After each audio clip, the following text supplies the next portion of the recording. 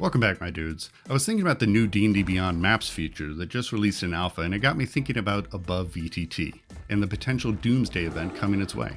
And thinking about D&D is fun, and sometimes it's a little sad. So today let's talk about Above VTT, what it is and why it's in danger.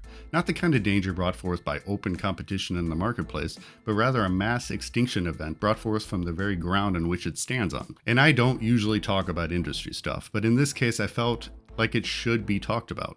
You see, Above VTT is an amazing 100% free passion project created with just a handful of developers and led by a developer going by the name of Cirizo on Discord. It's a development that has spanned over 2.5 years and it boasts over 60,000 installs. It's a full VTT which utilizes data directly from D&D Beyond. Things like maps and adventures pull into it from D&D Beyond in a very natural and easy way.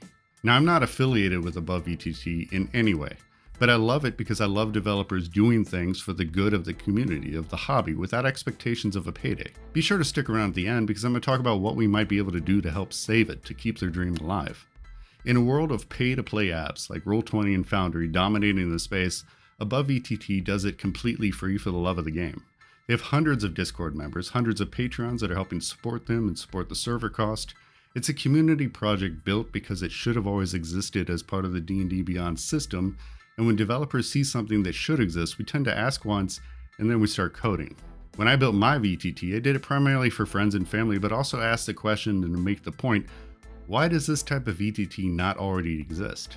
And I hope one day its style and its features will help fuel the inspiration and creativity of the bigger companies and consider moving outside of the box that most VTTs just live in today. And as a developer myself, I have to hand it to these guys because what they did was insanely clever.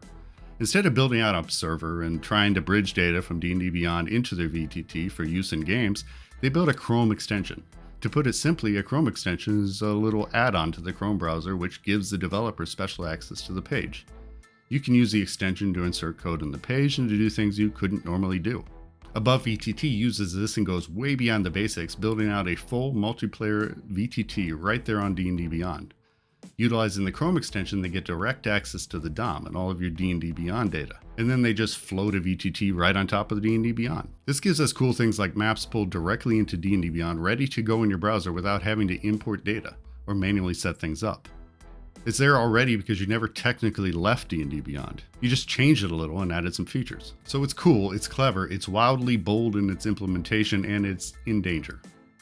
You see, along came Maps by D&D Beyond. And while it's currently in alpha, it's promising to eventually do what Above VTT currently does. I'm not going to recap D&D Beyond's Maps' current features because there is a demo video available in the description, and you can check out my video about its initial release. Now, we all have bias and we all have a dog in this fight, and Wizards of the Coast has done some shady things in 2023 that has left a lot of loyal patrons of the realms questioning their allegiance to the ampersand-shaped crown. But let's ignore that bias for just a minute and tell the tale of two apps. Above VTT exists in a gray area of D&D Beyond's terms of service. D&D Beyond, to its credit, seems to be more open than their terms of service suggests. When I myself approached a mod at D&D Beyond about getting access to an API used for game logs instead of being ignored or shunned, I was given tips on how to figure it out myself without expressly being given permission. So what I take from this is that D&D Beyond isn't for or against creative developers building on top of them. Instead, they are simply not preventing it. It's a little nod and a wink, but it's not permission. I believe they do it this way for two reasons. Number one, to avoid having to support every random developer with a neat idea that wants to try something. And number two, to maintain control if they need to yank support at any time in the future. By these apps, my own app included, not having express permission to use resources from D&D Beyond, they are well within their rights to legally and ethically stop support for them at any time.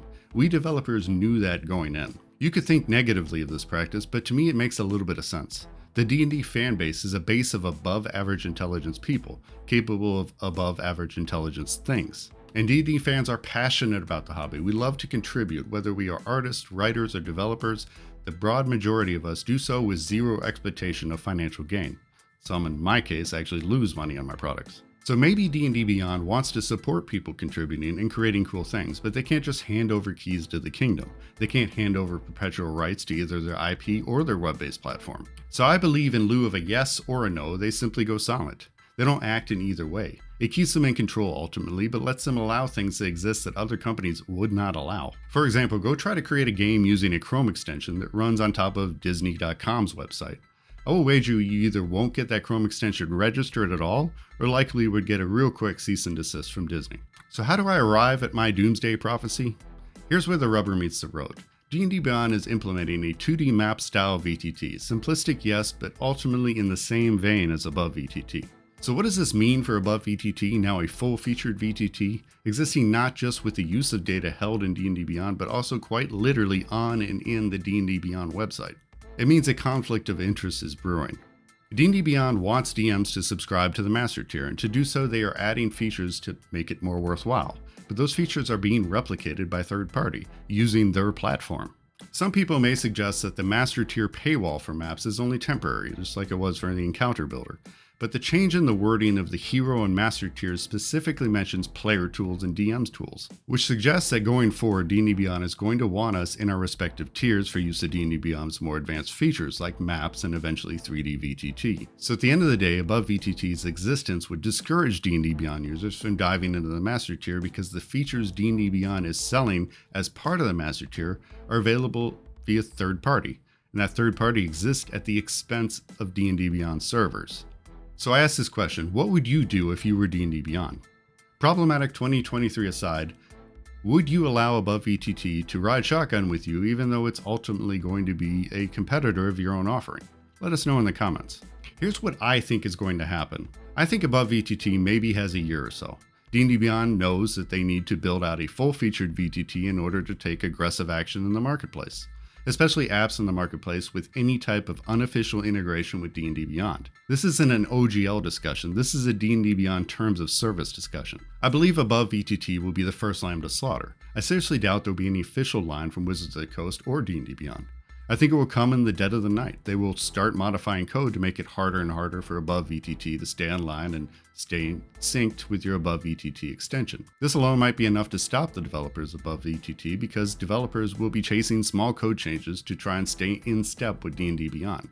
And make no mistakes, once Above VTT goes down, it will mark the start of more aggressive action by Wizards of the Coast to rein in its IP across the board and build emphasis on its own offerings. So that's the reality of the situation as I see it, and it's a sad reality. Developers who build things for the community do so because we love the community. We're the ones up at 2 a.m. creating for D&D because knowing we had a hand in an epic game, to hear a story about an amazing encounter that was made possible in part with our app, our art, or our story is reason enough. So can we do anything to save Above VTT? I honestly don't know, but we should let our voices be heard. There's feedback built into the alpha, so give the alpha a try and provide some feedback.